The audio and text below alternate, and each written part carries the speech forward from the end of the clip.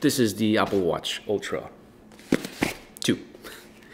It's my very first Apple Watch ever. I never tested an Apple Watch. I never saw any interest into an Apple Watch. I'm actually using a Garmin Enduro 2. That's like a Garmin Phoenix, but with a bigger battery. I use Sportwatch and I never use an Apple Watch because they are smartwatch. I use Sportwatch. This is a smartwatch. It's two total different markets.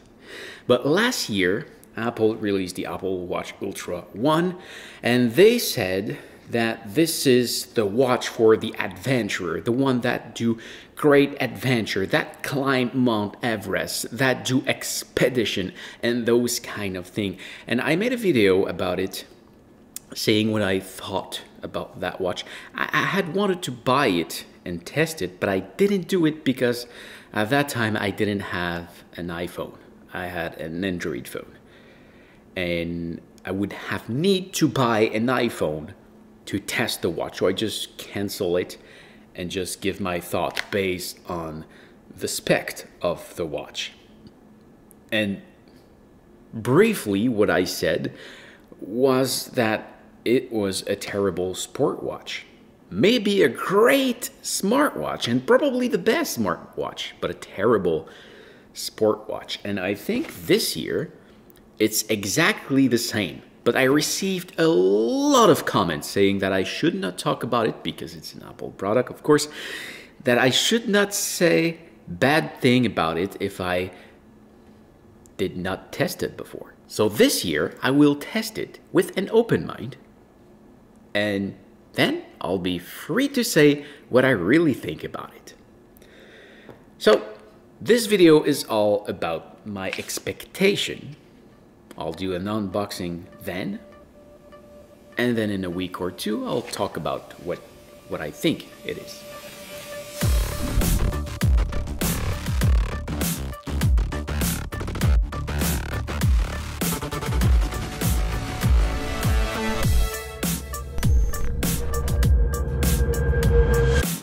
First of all, well, great packaging, very small box.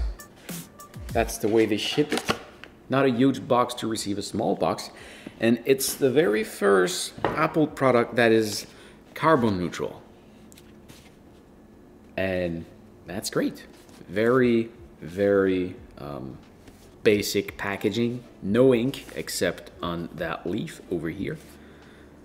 That is actually on the paper that is sticking. Anyway, the packaging is great. No need to ink. I just ordered it. You don't need to have beautiful packaging.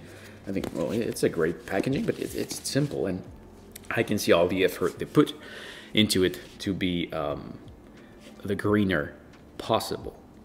Okay, I'm not unboxing. I thought I would have something more amazing to show, a picture or something, but nothing. And well, that's great actually. I took a note, a couple of points of the thing that I think I will miss the most from that watch. First of all, the battery. I think the battery is a joke.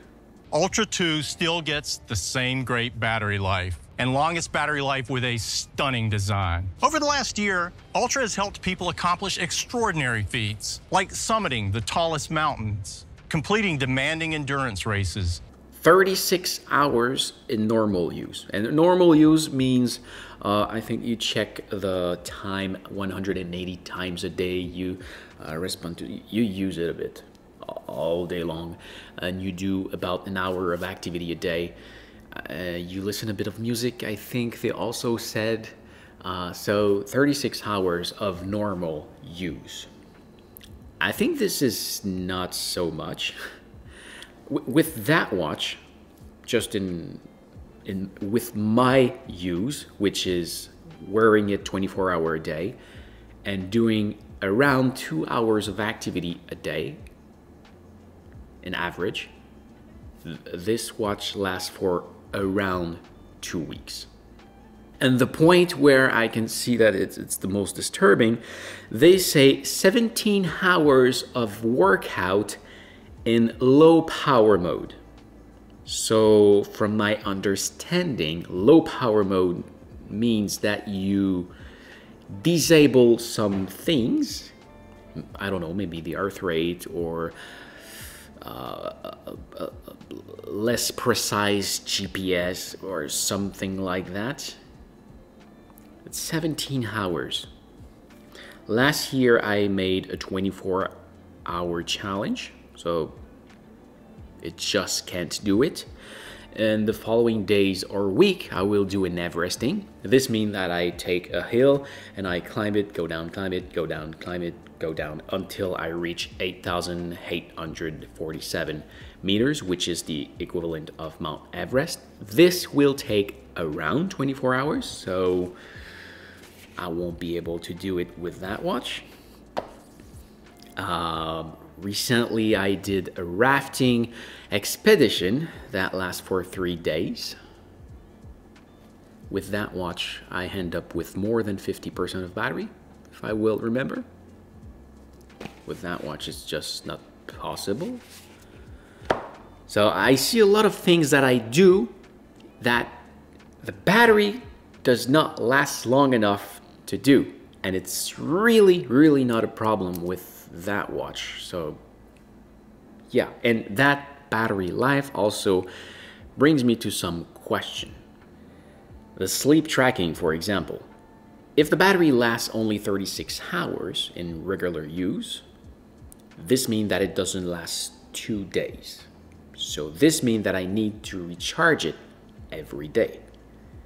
And if I need to recharge it every day, I want to use my watch in the day. There's not a single hours I don't use my watch. Maybe for taking a look at the time, the weather, during my activity, I use my watch a lot.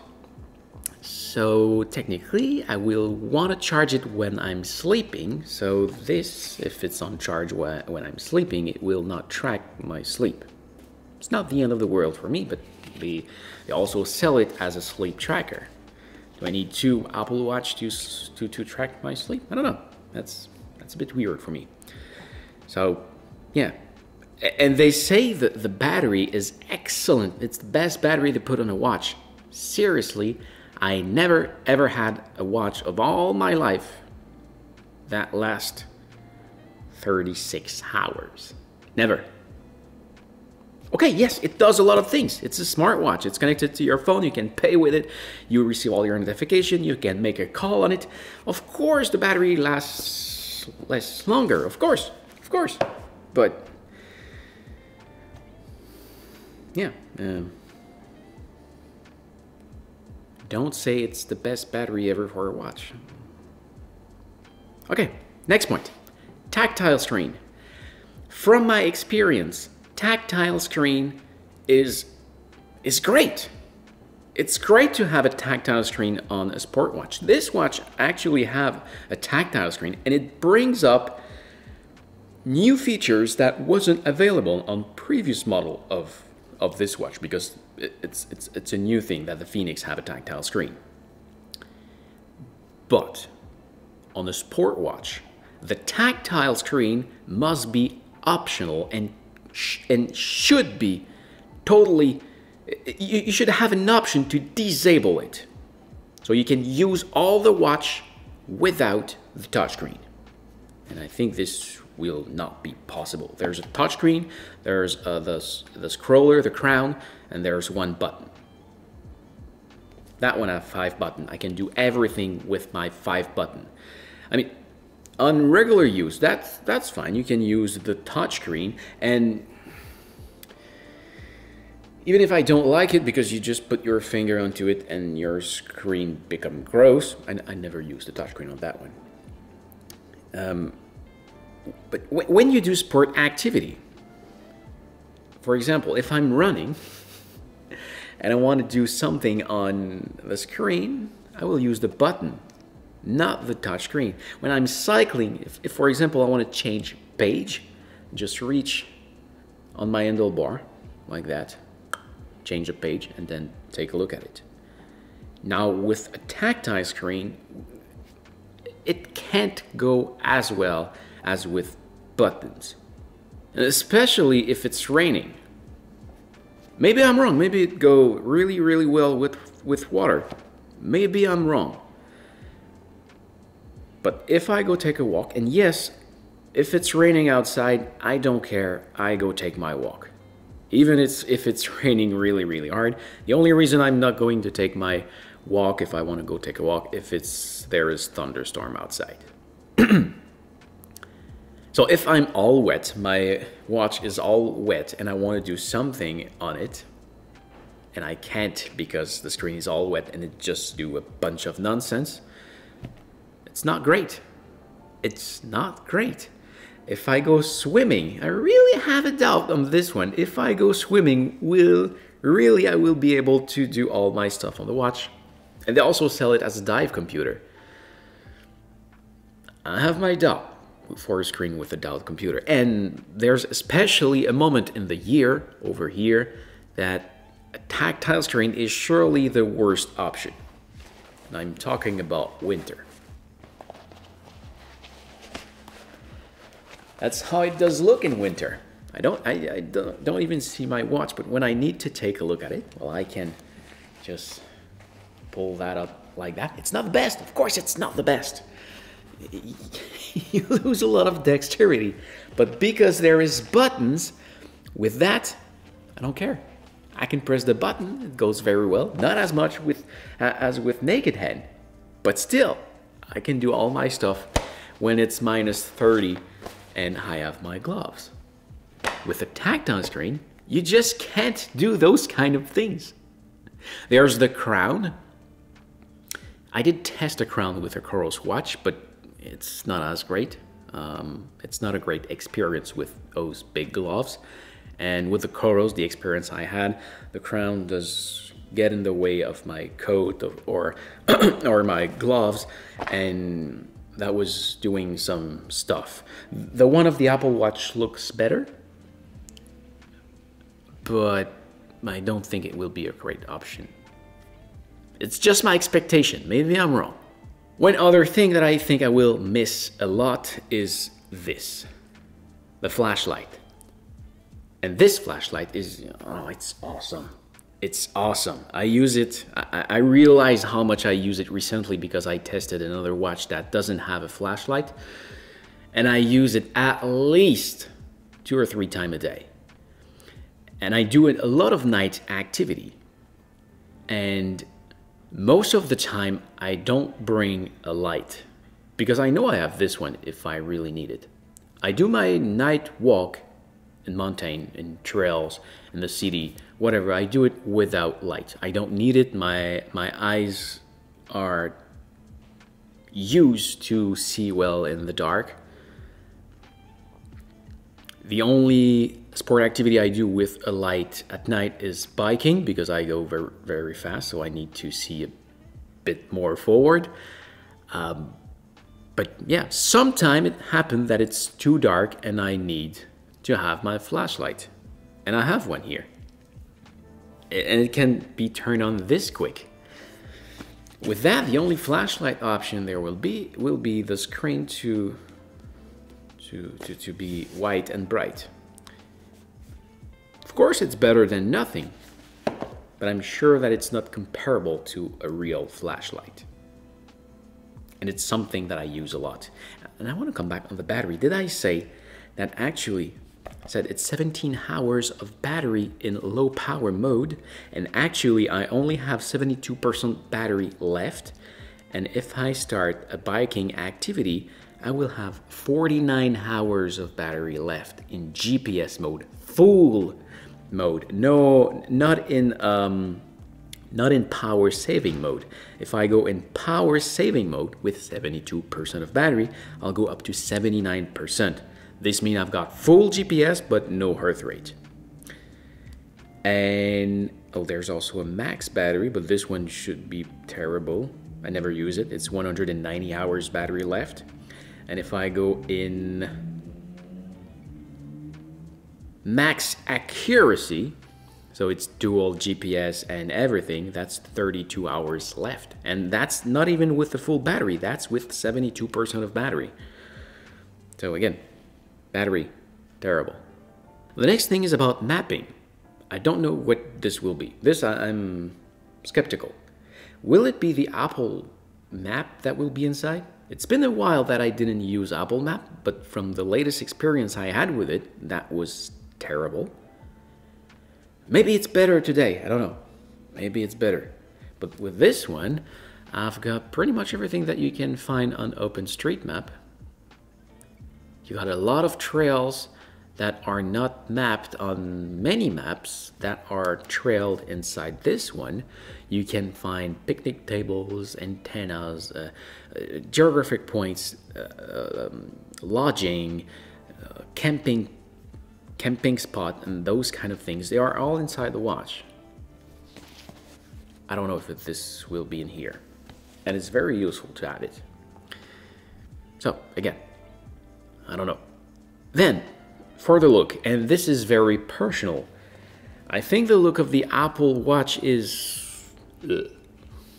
I don't like the look of it. I like watch. I just don't like sport watch. I like watches. This look like a watch. This look like a beautiful watch. Actually, I don't really like the green part of that one. My favorite watch for the look is actually the Garmin Tactics. I picked this one because it have a bigger battery. That's it. But it does look like a real watch. It have a beautiful band. It doesn't look like a gadget. The Apple Watch in my head does look like a gadget. It's a square watch and with a huge tactile screen. It looked like a computer on your wrist, not like a watch. I don't like it about that. And I would have liked to have a more sober watch. I don't know what is the color actually. I'm colorblind. Let's say that from my eyes I see it as silver. I would have liked a darker or black watch. Not available. So yeah, so that's pretty much what I worry about the watch.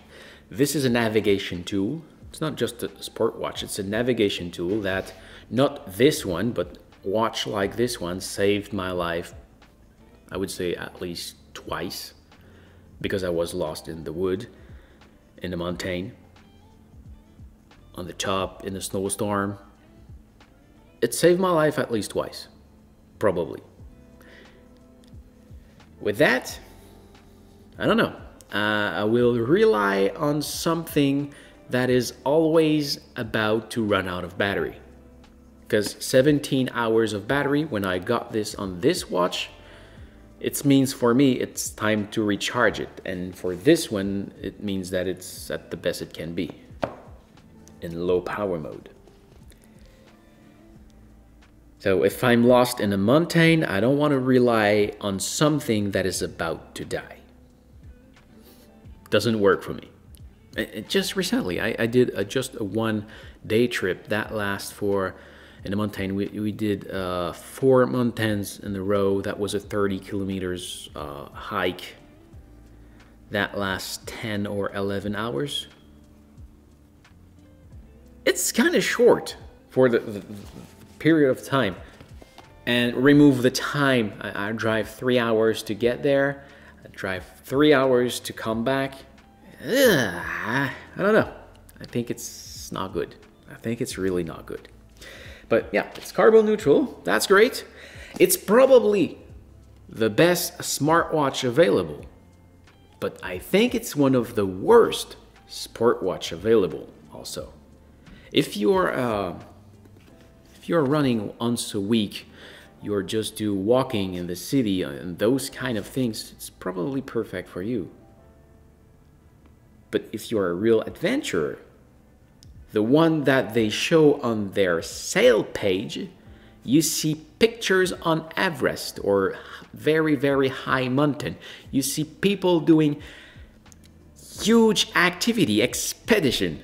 It's surely not for you just because of the battery and the tactile screen and, well, those things I've just talked about. So I'm gonna go and do the unboxing just right now, and I'll see you in a couple of days or weeks to give you my review. of the Apple Watch Ultra 2. In the meantime, if you have any question, please ask in the comment below. That will be my pleasure. I'll answer you by responding or doing another video. So I hope this was helpful, and I'll see you in another video. See ya.